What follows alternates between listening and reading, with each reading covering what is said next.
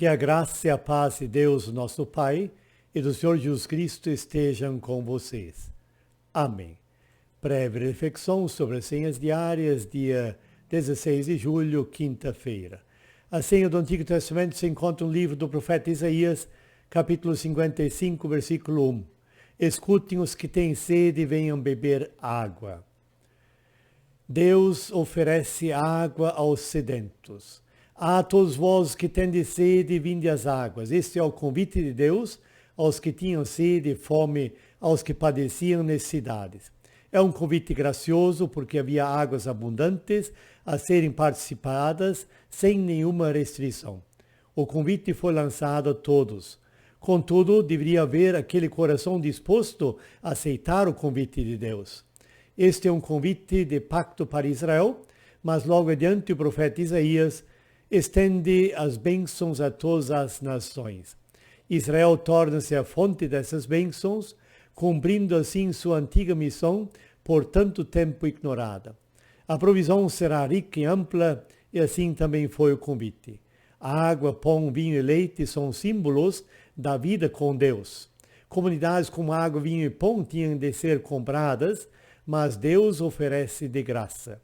Há um espaço em branco no ser humano, um vazio a ser preenchido.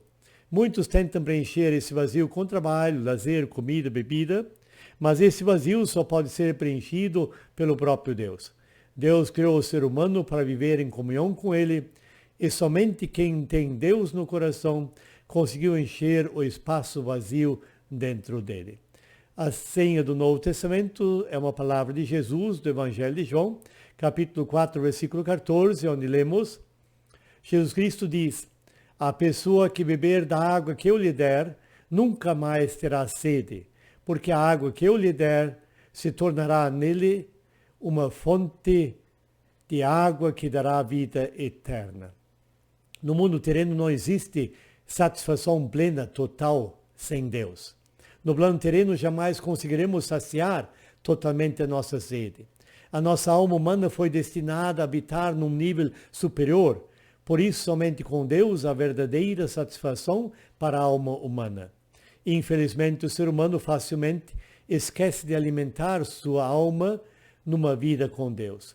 E tais pessoas não se levam mais alto que essa mulher samaritana da história, que apesar de ser uma mulher experimentada e sábia, todavia não encontrava significação alguma em frases como água viva, quando se tratava de coisas de natureza espiritual. Da mesma forma, muitas pessoas se deixam envolver pelas coisas terrenas, mas cujos sentidos espirituais, por isso mesmo, ficam embotados. A exemplo dos peixes que vivem em águas subterrâneas e que assim jamais contemplam a luz do dia, e por isso não têm olhos, mas apenas órbitas vazias, assim também essas pessoas espiritualmente insensíveis não possuem qualquer visão espiritual, não podendo entender os ensinamentos de Jesus, como aconteceu com a mulher samaritana. Somente em Jesus Cristo podemos saciar totalmente a nossa sede. Assim a pessoa descobre a fonte que salta para a vida eterna.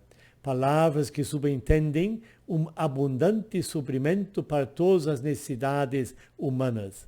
Semelhante era o caso do poço de Jacó, que era suficiente para subir água para todos os seus familiares e até mesmo para todos os seus rebanhos, o que mostra que esse poço produzia água em abundância. Da mesma maneira, a água espiritual de Jesus salta em abundância e finalmente transforma a vida espiritual mortal em vida imortal, vida eterna. Essa água não repousa enquanto não tiver saltado para a eternidade. É bem possível que essa água tenha sido concebida como um oceano. Todos os rios e fontes de água eventualmente fluem para o oceano. E este é o seu destino apropriado e inevitável. As operações do Espírito de Deus só terminam na eternidade. A fonte de água viva de Deus salta para a vida eterna.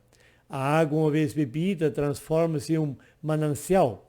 E o manancial se transforma em uma fonte que flui incessantemente para o oceano da vida eterna. Aquele que bebe da água de Jesus tem sede e não tem sede. Tem sede porque deseja cada vez mais beber dessa água. E não tem sede porque fica tão satisfeito que jamais deseja beber de outra coisa. Assim, quem bebe da água que Jesus dá, jamais tem sede novamente, porque não encontra coisa alguma superior a essa água que lhe chame a atenção.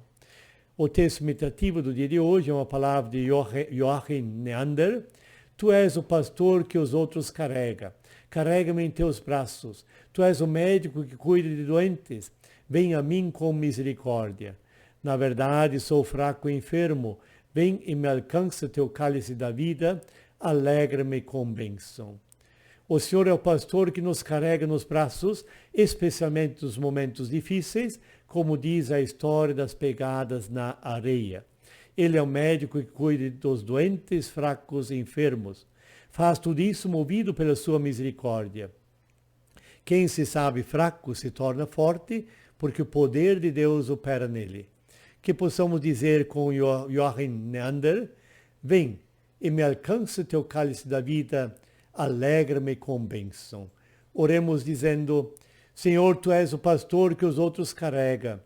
Carrega-me em teus braços. Tu és o médico que cuida de doentes. Vem a mim com misericórdia.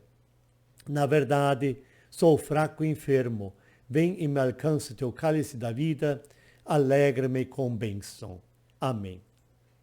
A graça de nosso Senhor Jesus Cristo seja com todos vós. Amém. Ainda não se inscreveu? Inscreva-se no canal. Ative o sininho para receber notificações. Dê o seu gostei ou não gostei. Que Deus te abençoe. Amém.